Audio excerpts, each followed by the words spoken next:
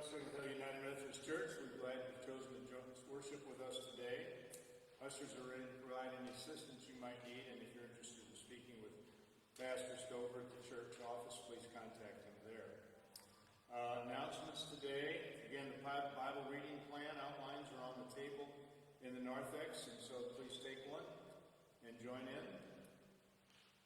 The IGRC Disaster Response Tornado Relief for Tornadoes in March is Fund 6800. The trustees meeting will be April 14th at 6 p.m. and the ministry team will be April 15th at 5 p.m. and I think that's on Zoom. That's on Zoom. So, and then on May 7th, United Women in Faith is at 12:30 in Asbury Hall. Bring a sandwich. Everyone is welcome. Any other announcements today?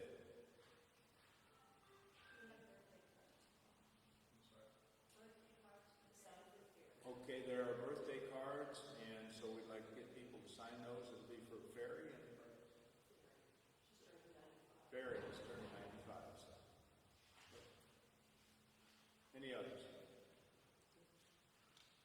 Okay, please join me in the call to worship. Christ is risen. The victory of resurrection is not only behind us, it is alive within us today. We rejoice for the risen Christ. When we are tempted and feel weak, God's grace helps us stand firm. When we are tired and overwhelmed, God's grace leads us strength. When we are troubled and overwhelmed, God is our refuge and help. We will not fear for the Lord is with us. The God who began a good work in us is faithful to complete it. His grace is enough for us, and His power is made perfect in our weakness. Come draw near to God and receive His sustaining grace.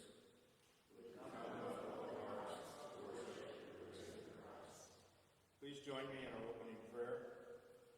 Gracious and eternal God, we come before you on the second Sunday of Easter with hearts full of gratitude and praise.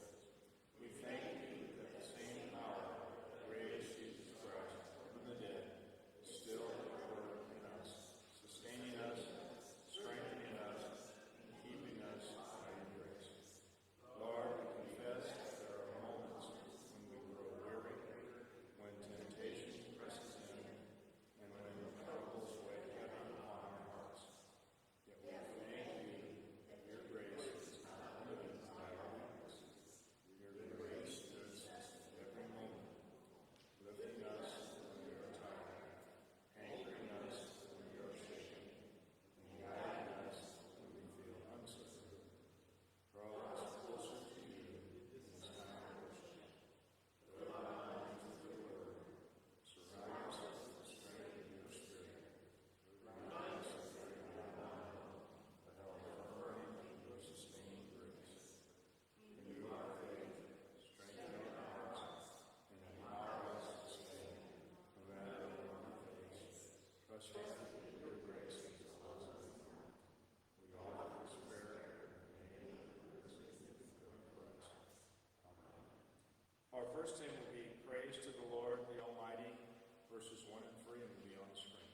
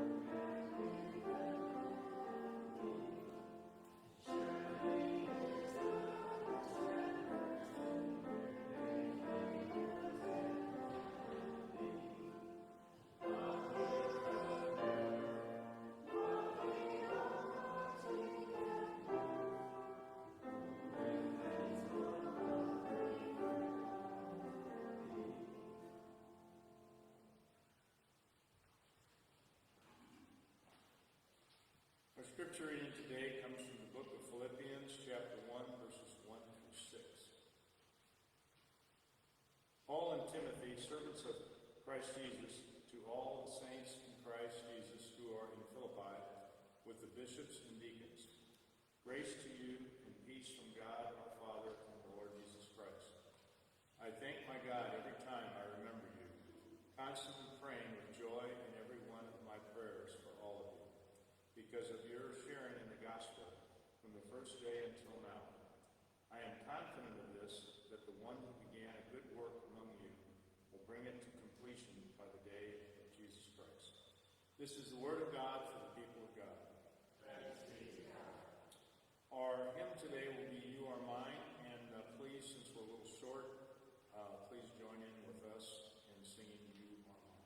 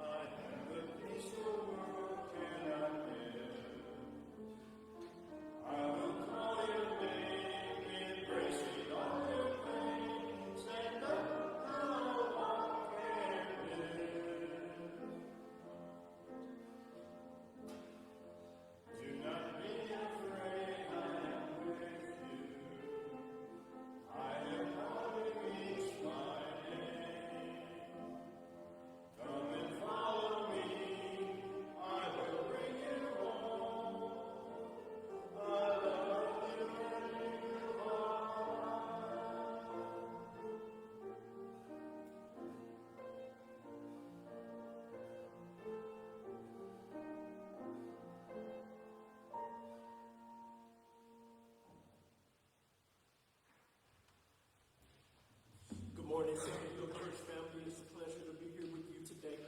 And one of the best blessings of my life for me is being able to be your pastor here. I love you each very, very, very, very much. The Bible tells us that God always finishes what he starts. God always finishes what he starts. The scripture reads as such as Brother Paul read for us today. will continue his work until it is finally finished. It doesn't say that God might finish his work.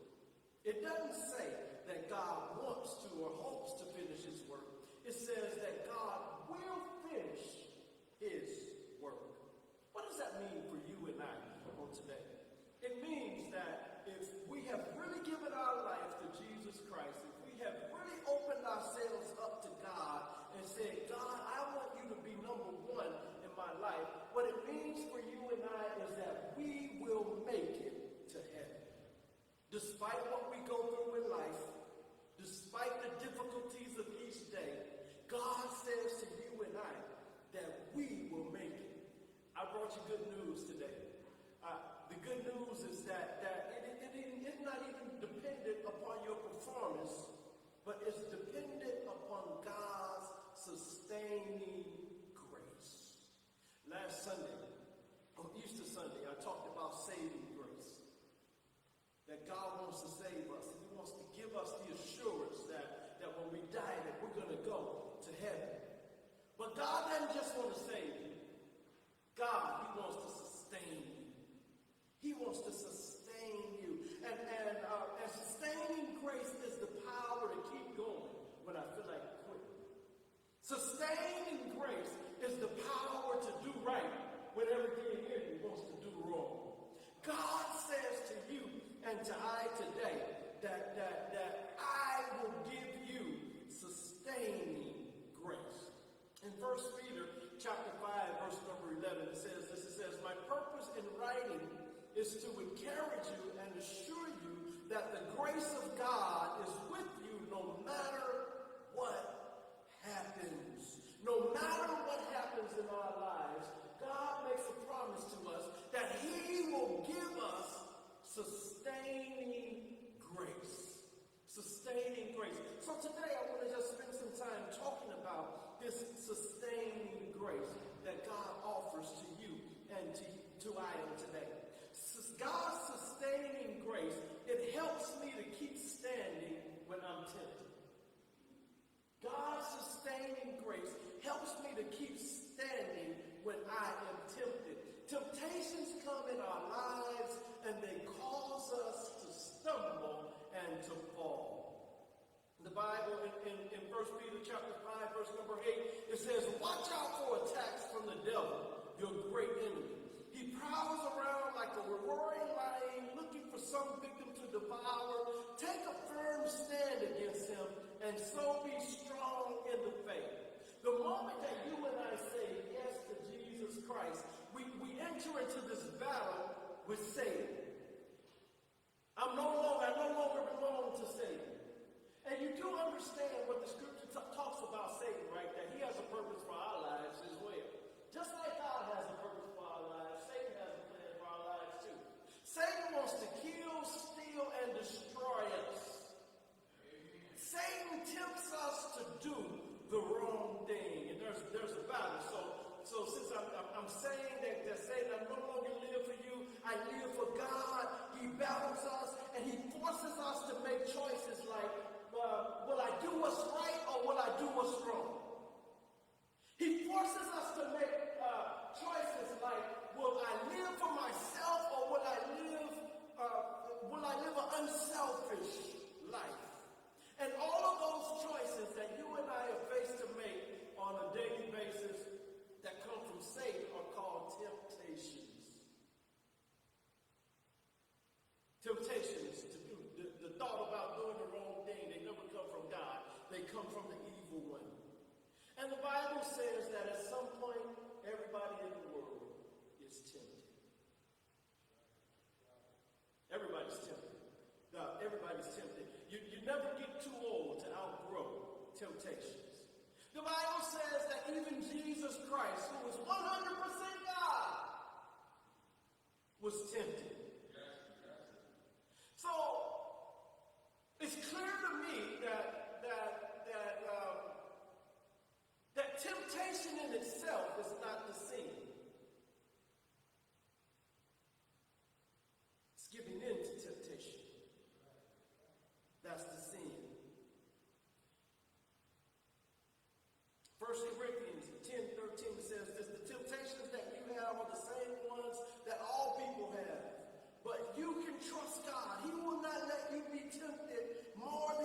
stand. When you are tempted, God will always give you a way to escape. Then you will be able to stand it. God says to you and I today that when we are tempted by the evil one, the promise that he makes us is that he'll always give us a way to escape the temptation.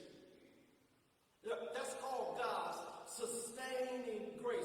This is a fantastic promise for you and I. And the Bible says to you and I that God will never allow more temptation on our lives than what we can bear.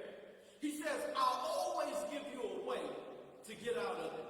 And sometimes the way getting out, it means turning the channel on the television. Sometimes the way to escape temptation means running out the door. Sometimes escaping the temptation means that I'm not answering my phone. Sometimes the temptation is escaping the temptation is choosing what it is that you're thinking about and changing your mind and think about something different. God says, I'll always give you a way to escape temptation, and that, my friends, is God's sustaining grace. He'll give that to us. But God also says to you and I that his sustaining grace, it helps me to keep standing when I'm tired.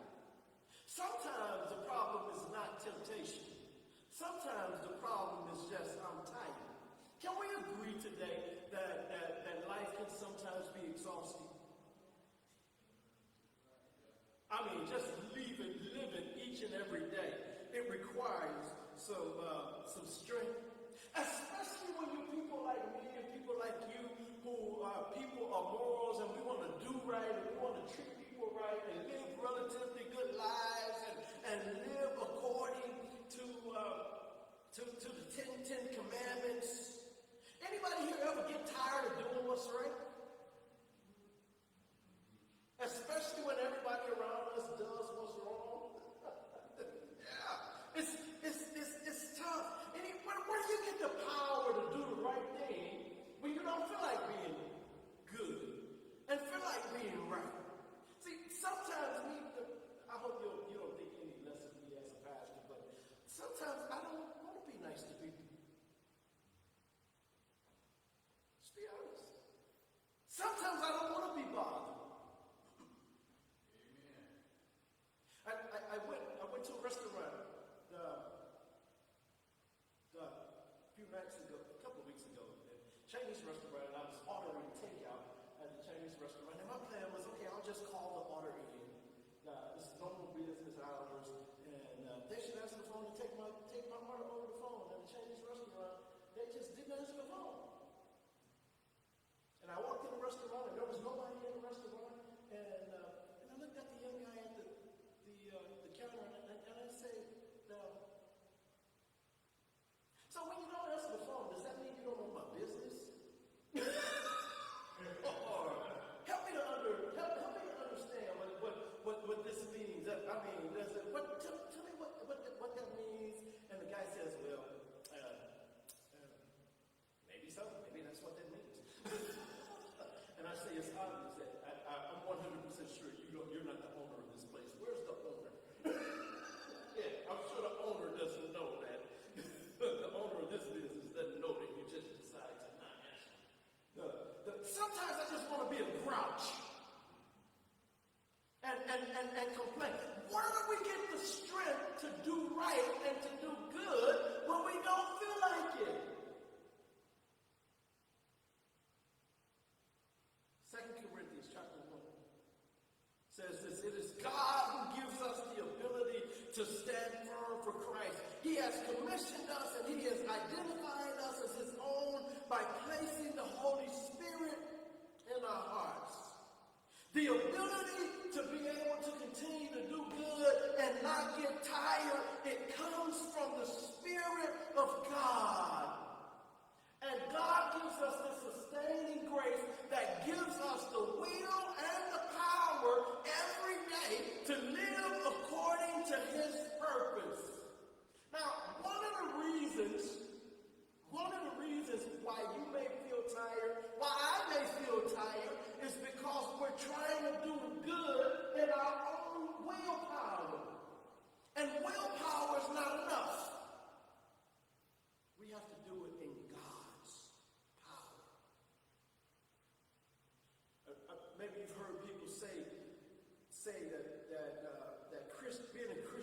so hard today. It really is hard. In fact, it's not just hard. It's impossible. I can be pretty inconsistent sometimes. The only perfect person in this world that's ever lived is Jesus Christ himself. It's the only person that's lived a perfect life.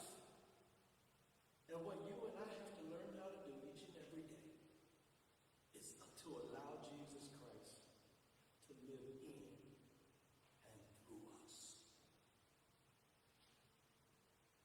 Part of being tired is associated with being just trying to do it all.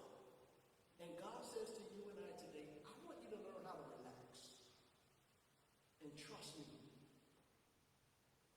So one of the prayers that I pray every day, one of the ways that I start my days, I just say, well, God, will you love people today through me?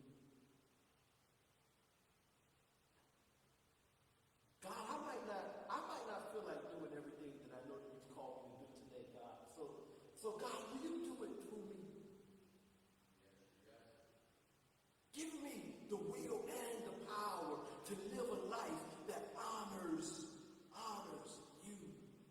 And grace is the ability to trust God and to do what's right in God's power, not in your own power. God smiles on you and I when we just decide that we're going to trust in Him, that we're going to cling to Him, that we're going to live lives that are completely rely upon Him, trusting Him fully. And when we trust Him fully, He gives us the power that we need. Philippians 2:13 says, for God is at work within you, giving you the will and the power to achieve His purposes. And when we do it in God's power, there is nothing that you and I won't be able to do. God never asks us to do something that He doesn't give us the power to do it. He'll do that. And that, my friends, is called sustaining grace. God will give me the grace that I need to treat people right.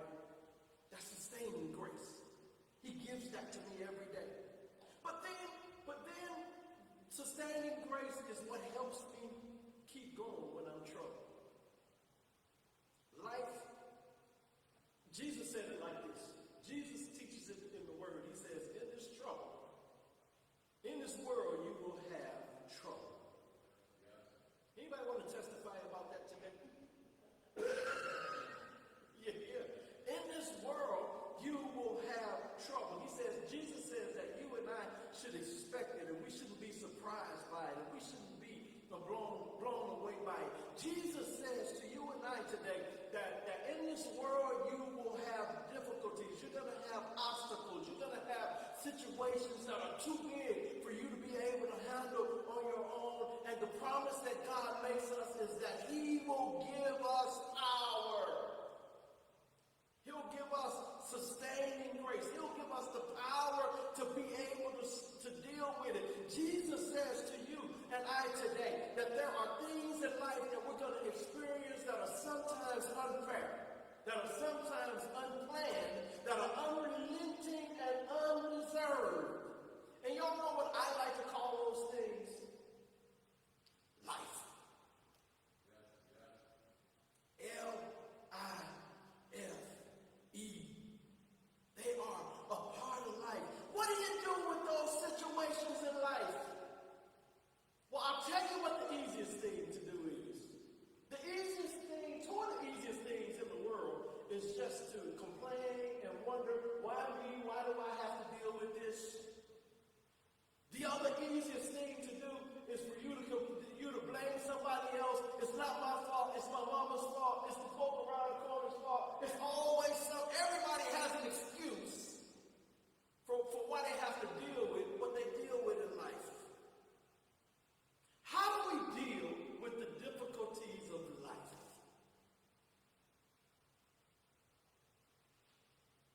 We focus on God instead of the problem. How do we deal with the situations of life? We stop playing blame game and blaming somebody else. That's just called life, my friends. And instead of focusing on what's before you, the problems of life, we turn our attention to our amazing God who can do anything, and God gives us what's called sustaining grace to deal with the problems of life, to face anything that comes our way. In Isaiah 41, it says this: don't worry because I'm with you. Don't be afraid because I am your God. He says, I will make you strong. I will help you. I will support you with my right hand that saves you. God says, I'm going to support you. I'm going to take care of you every day of your life. You can count on me.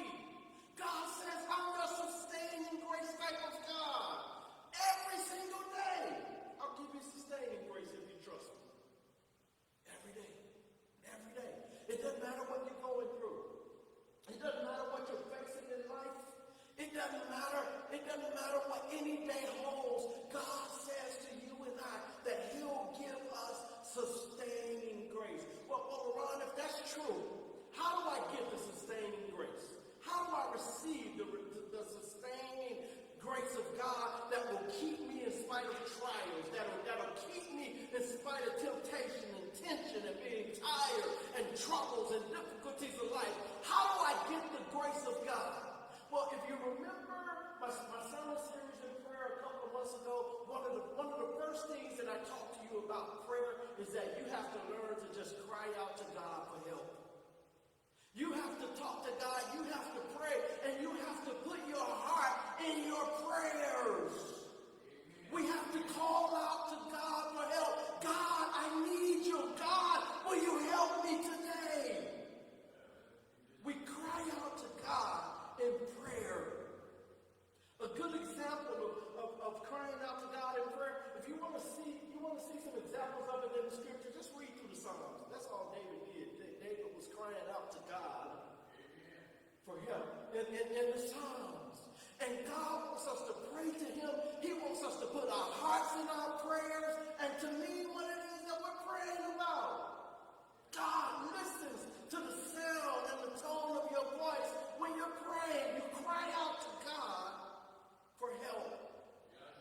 Scripture says, draw close to God and God will draw close to you. This is what God says to us. Scripture says God gives grace to the humble. God says that he wants us to pray with emotion. Say, God, this hurts. I don't like it, but I know you can help me with it. But then you fill your mind with God's word. You get the grace of God by filling your mind with God's word. So I ask you every day, I hope that you're partnering with me in reading through your Bible, reading through our Bible, scripture readings every single day, so that you fill your mind with the word of God. Get your good Bible translation that's easy to understand. Get your NIV or get you a New Living Translation and fill your mind every day with the word of God. Because what we have to learn to do is learn to look to our Almighty God instead of the problems that we are facing every day. You call out to God for help through prayer. You fill your mind with God's word every single day. You get the grace of God by accepting support from God's people. One of the reasons why it's good for everybody to belong to a church is that the church is responsible for helping one another. Amen. The church, the part of being in the family of God is that we learn to take care of each other and we support one another in times of difficulty. This is what God calls for us to do. And God didn't intend for you and I to live solo, isolated lives. We need people in order to be able to make it in life.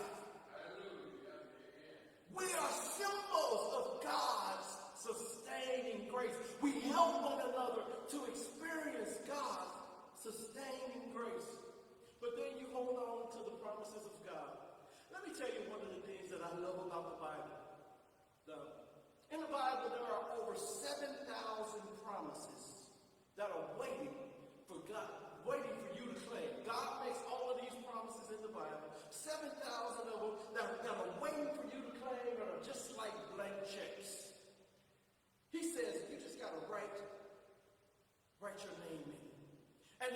the promises that I love. And in Isaiah 40, it says this. It says, he gives strength to the weary and increases the power of the weak. Even youth grow tired, but those who hope in the Lord will renew their strength. They will soar on wings like eagles. They will run and not grow weary. They will walk and not faint. This is the promise that we can claim from our amazing God when we trust in him. That's why I love the hymn that said, my hope is built on nothing less than Jesus' blood and righteousness. I dare not trust the sweetest frame, but wholly lean on Jesus' name. On Christ, the solid rock I stand. All of the ground is sinking. Is sinking sand. You hold on to the hope that even a better day is coming.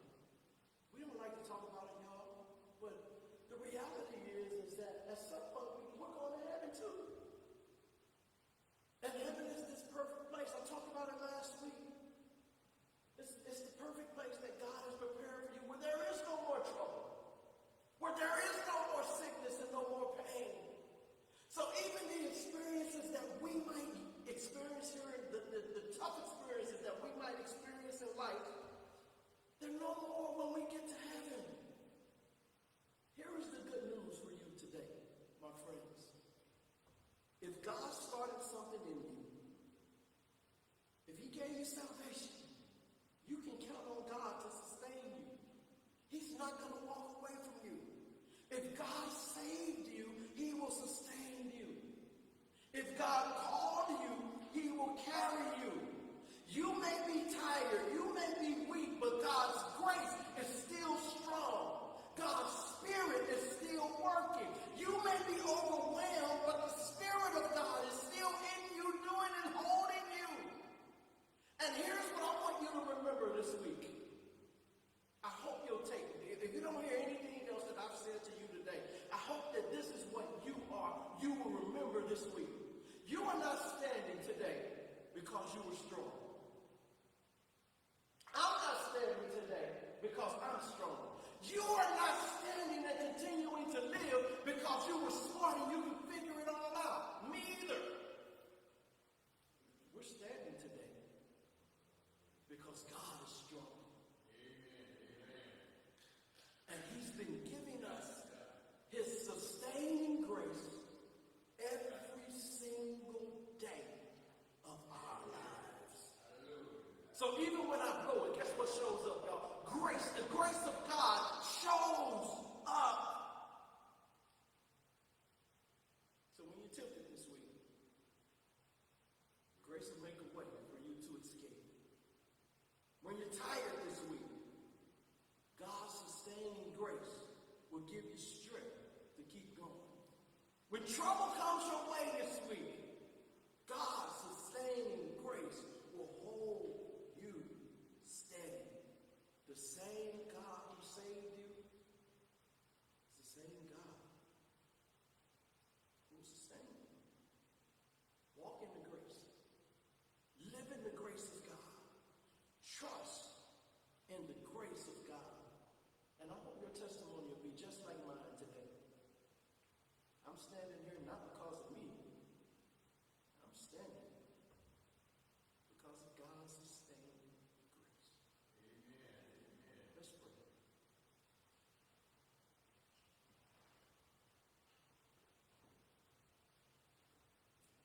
Gracious and eternal God,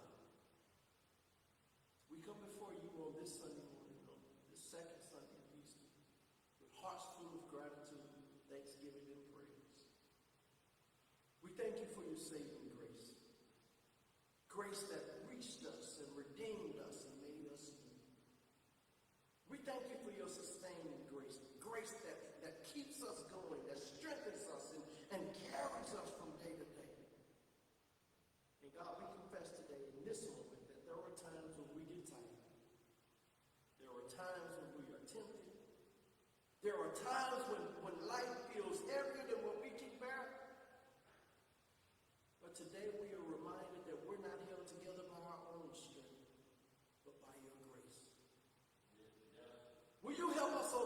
trust you more deeply. Help us to stop striving and being troubled in our work, God, and help us to start trusting you. Help us to lean fully into the power of your Holy Spirit that is at work within us. And God, I pray in this moment for every person under the sound of my voice. Will you open their hearts to receive your free gift of grace? Let no one leave this place today relying on their own effort, but fully resting and trusting in the finished work of Jesus Christ. Give us boldness this week to share the good news that salvation is not earned, but given as a free gift. It's not achieved, but it's solely received by grace through faith. And in this moment today, God, we lift up to you our church community. Signal Hill family, every household, every need. Will you allow your grace to be evident in our neighborhoods, in our schools, and on the jobs, and on the streets? And we pray today for people around the world who are suffering, for those who are facing war and violence and hunger and uncertainty, God. Will you stretch forth today your hands of mercy and bring comfort to the afflicted and justice where there is brokenness? And God, in this moment, we pray for each and every person that's gathered here. You know every burden. You know every silent prayer. You know every hidden struggle. Sustain them, oh God. Strengthen them, oh God. And remind your people that they are never alone. We thank you today that you are still working, that you are still moving, and we can trust you to finish the work that you started. And we give you all the glory, honor, and praise, and thank you in advance for all that you do for us. For it's in the name of Jesus Christ that we pray, in the way that he taught us. Our Father, who art in heaven, hallowed be thy name. Thy kingdom come, thy will be done, on earth as it is in heaven. Give us this day our daily bread, and forgive us our trespasses, as we forgive those who trespass against us. And lead us not into temptation, but deliver us from evil. For thine is the kingdom, the power, and the glory, forever. Amen.